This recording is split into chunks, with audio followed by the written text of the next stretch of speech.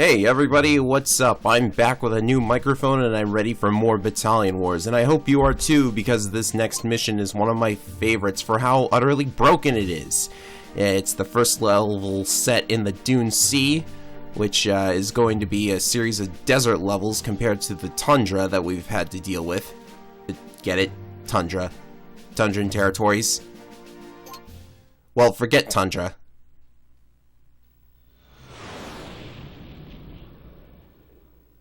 Mission accomplished, Kaiser Vlad.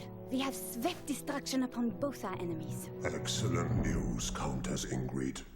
Proceed to the narrow side fields of the Dune Sea as planned. As you wish, Herr Kaiser. For too long, Exylvania has been the playground of frontier warmongers and Tundran despots. At last we will resume our rightful place in history as masters of these inferior nations. Und wenn you are Emperor, Herr Kaiser? Yes, Übel. I will make you Governator. Now go, rally the troops. We strike again before dawn. Because we're fighting Exylvania now. That one line is all you're going to get regarding why they want to actually fight Tundra and the frontier. I wouldn't worry about it too much. It's not like this game ever really cared about its plot. I mean, the characters are so underutilized. Huh. Welcome to the Dune Sea, Commander. This is the world's #1 repository of Neurosite, the fuel that fires the enemy's infernal war machines. The Exylvanians have been attacking up and down the coast in an attempt to gain a foothold for the big push inland. We've repelled them so far, but it's only a matter of time before they succeed in capturing one of our bases. Intel suggests that Fort Omaha here is on the hit list, so I expect you to defend it at all costs.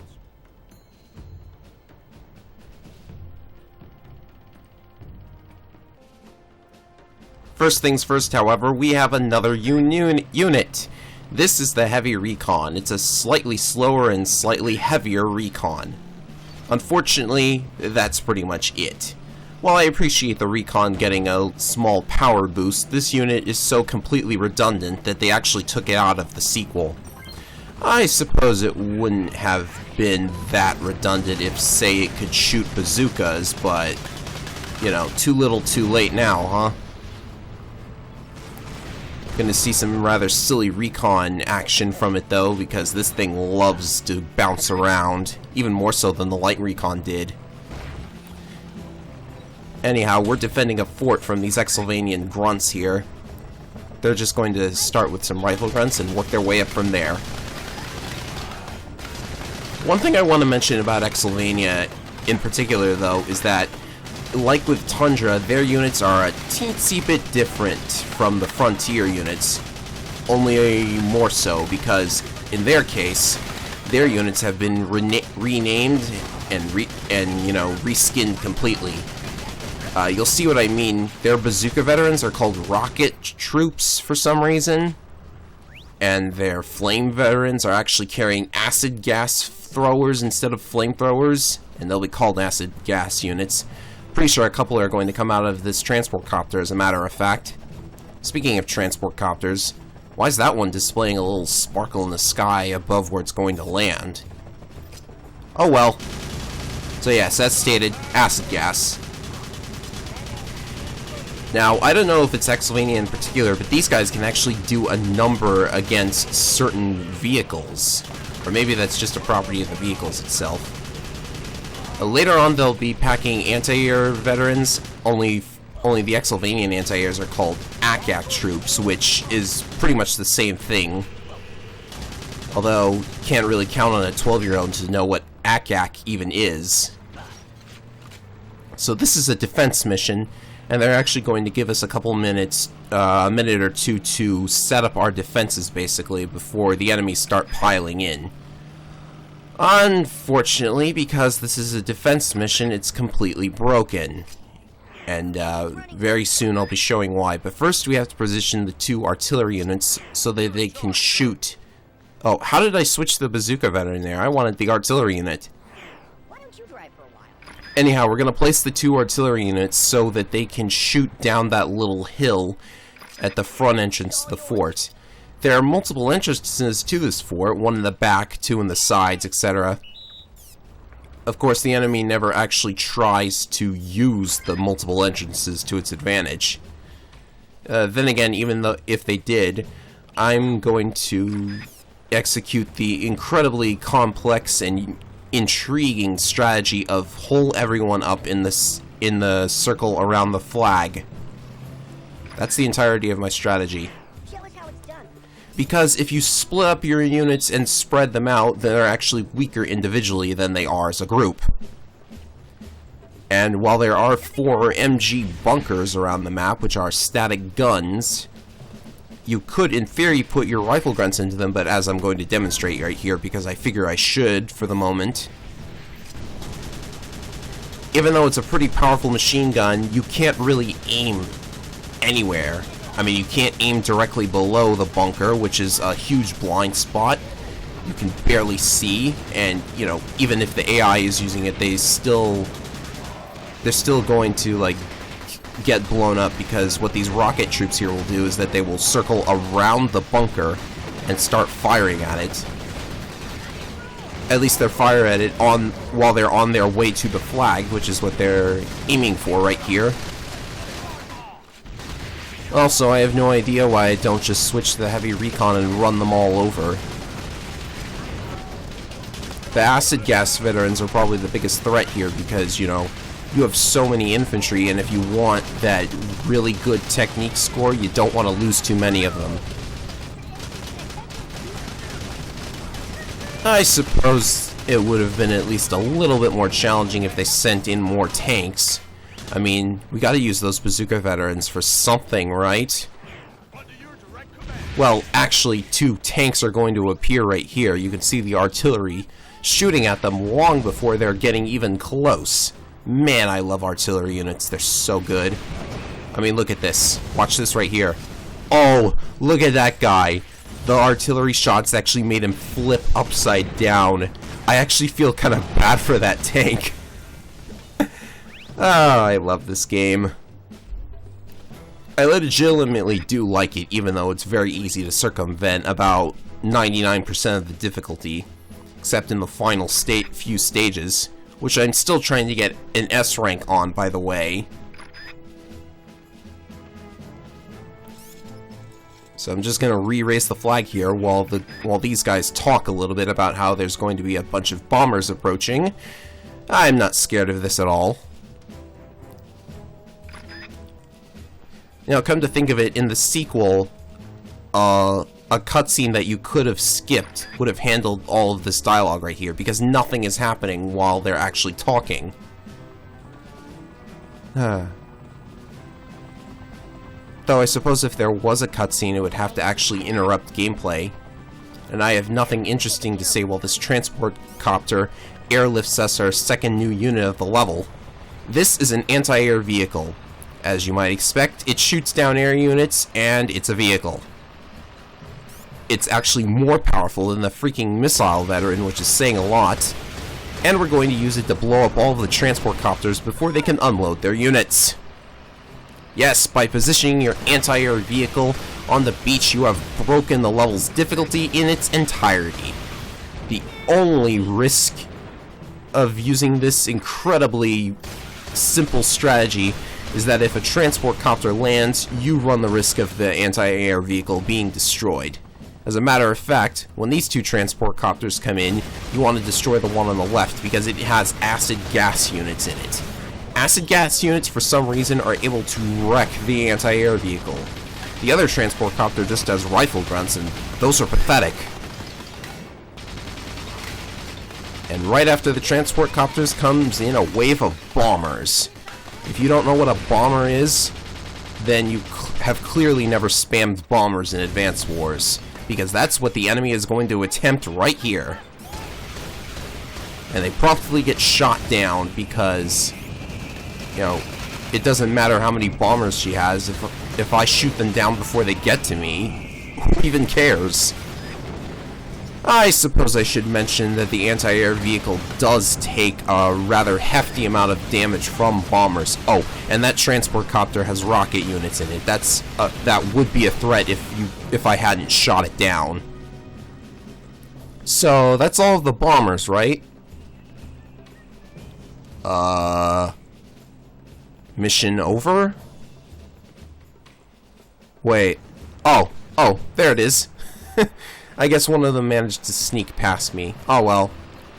Good thing this thing has really, really good range. I just have to lock onto it, and it's dropping bombs on absolutely nothing. I have no idea why. You lose! So yes, ways of making that mission harder. Don't bring in units via air transports. Use boats. Except there are no boats in Battalion Wars 1. They added Navy in the sequel. But then again, who really cares about Navy? I mean, it's land units on sea. Oh well, perfect score. On to the next mission. And you might be wondering by this point, well, where's Tundra? Aren't they allied with the Frontier by this point in the story? Well, this is another example of them rather botching the plot, because the only mission where the Tundrans actually really do anything is this one right here, and by the time we get to them, they're already pulling out of the battle. Yeah, if you want one country to be allied with another country in a war game, you have to show them working together for it to be effective. The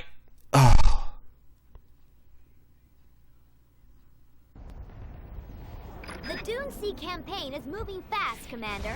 Even as we speak, the Exylvanians are laying siege to the Tundran-held city of Dusty Springs.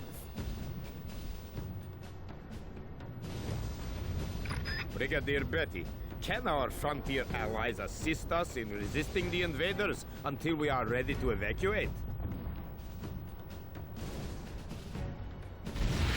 We must hold the Exylvanian siege brigade at bay until our distress signal is received by Tundran High Command.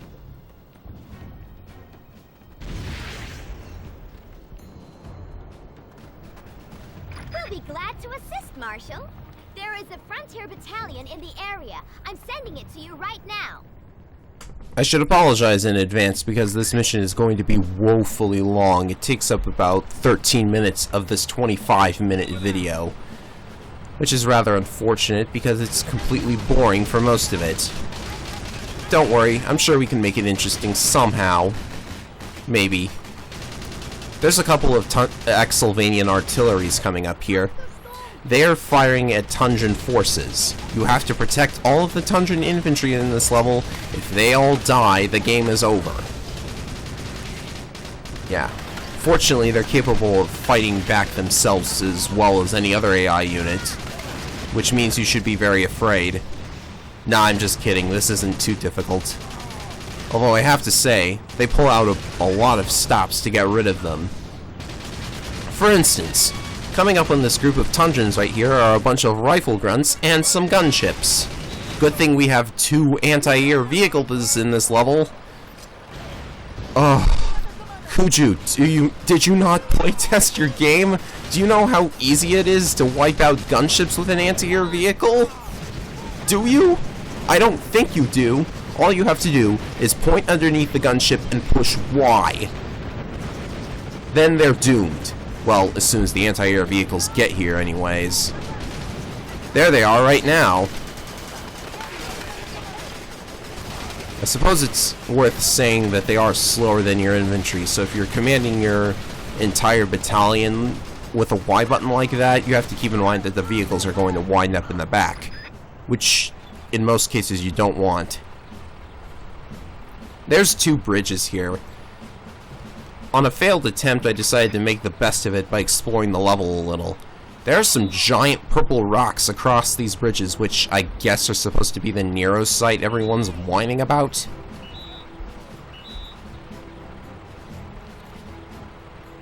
Oh, look, they actually have sandbags. That's neat. So are those enemy tanks going to get you? Oh, here they are. This level's a little weird about how it pops units into existence. If you're lucky, you might spot one of them popping into existence, which on one of my runs I did. I'll have a clip of that at the end of the video. It just looks silly to me. Although typically they crawl out from behind corners.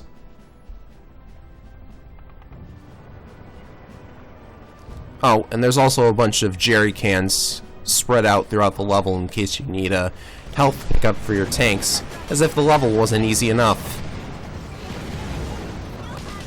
Here's some rocket units that don't realize their full potential.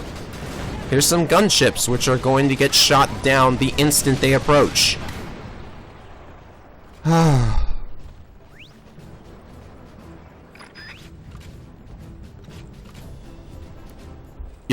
You know, I kind of wish I could shoot down the gunships before they even spawned, but that wouldn't even make sense.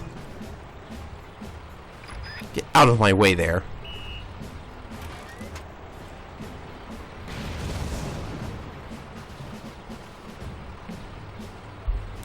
Oh no, they have air cover. Well, I suppose I should mention that gunships are annoying because they have a tendency to... Well, the explosion will cause your tank to bounce around if you get hit. Oh hey, there they are right now. A few seconds later... Wow, did I hit that gunship with tank shells? That isn't supposed to happen. That's very strange. Did I lose a grunt? Man, I shouldn't even be losing anything in this mission. Why aren't the anti-airs shooting at them? What, they have to wait for my command in order to do their freaking job? And where are the rockets? Weren't there supposed to be rockets? Oh... Nope, just grunts. I suppose it's worth mentioning that you want to be careful about accidentally knocking a grunt into the water, because the game won't advance until all of the enemies are dead.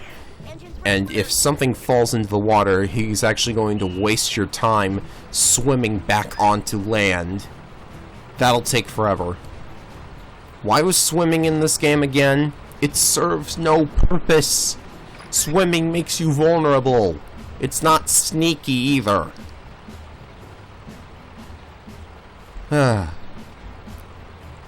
5 minutes isn't a long time to defend, so I guess I can deal with this. Although I should mention that by the looks of it, if the flag gets taken down at all, then the Tundrans are going to be the only ones capable of re-raising it, since, you know, it's their flag.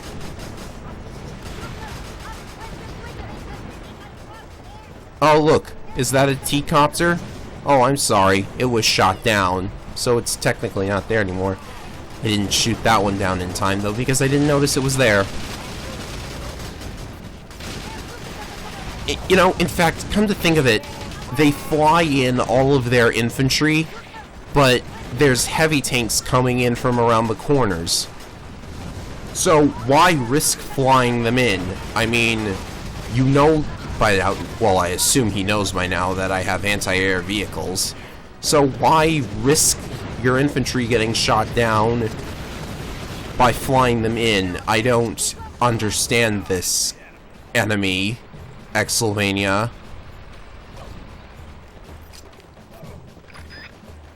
And I'm rambling because this is so easy. I mean, why don't you throw in another bomber or two? Those are threatening, even with the anti-air vehicles, because bombers can actually do decent damage to the anti-air vehicles, if they get hit. Well, looks like I'm not getting a good technique score tonight.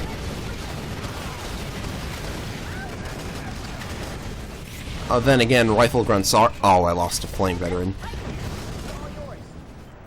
That actually reminds me of something that I've been wondering about this game. Why do rifle grunts exist if every other infantry unit in the game does their job, but better?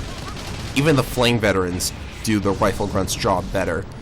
I mean, I know rifle grunts are supposed to be cheap, but, and, you know, in the inexpensive sense, but you don't choose what units to take into the level. You don't purchase units, so having a cheap, inexpensive unit that does its job worse than another unit that's already in the game, it...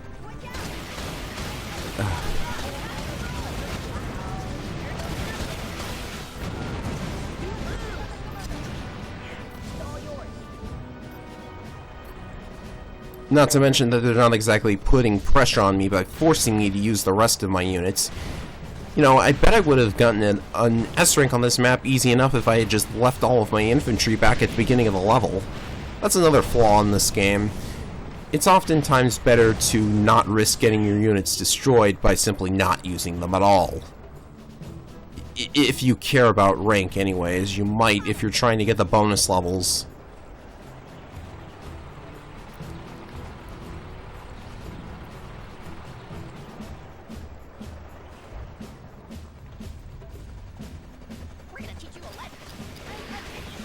Oh look, another helicopter.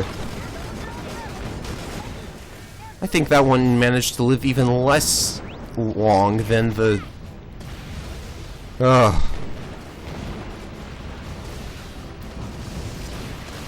You know, I'm starting to notice a pattern here. Any mission with Brigadier Barbie in it sucks. 60 more seconds.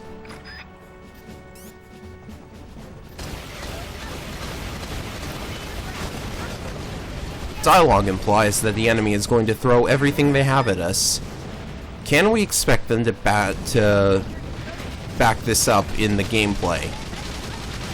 Or follow up on this, rather. Nope, doesn't look like it.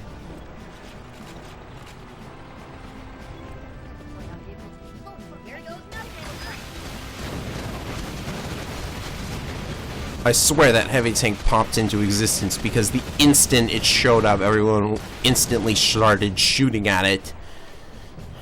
I apologize, but this is not one of the game's high points. What a waste of a new microphone, eh? Oh, please. Even the timer's acting like this is desperate. It's really not. So after 5 minutes of just sitting at that thing for no reason, it's time to wait for the level to end. Yes, after an invisible timer runs out, the level will be over. I suppose you have to go over to that gold star in order to end the level, though. Seems likely.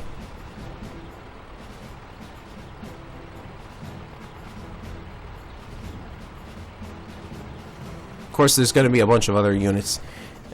And I want to shoot down these T-copters because I like to shoot down T-copters. Makes me feel like a cruel, cruel person.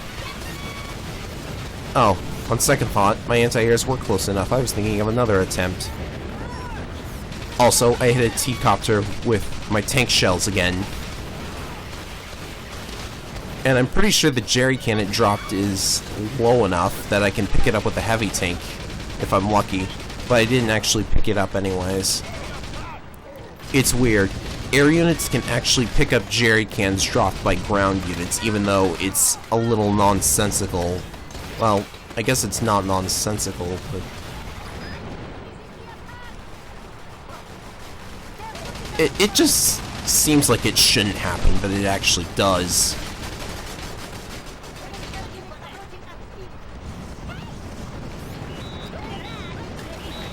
3, 2, 1.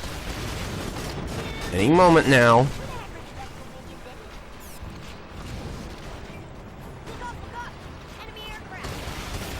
Geez, level just end already. Okay, there we go. The level ends after a certain amount of time passes.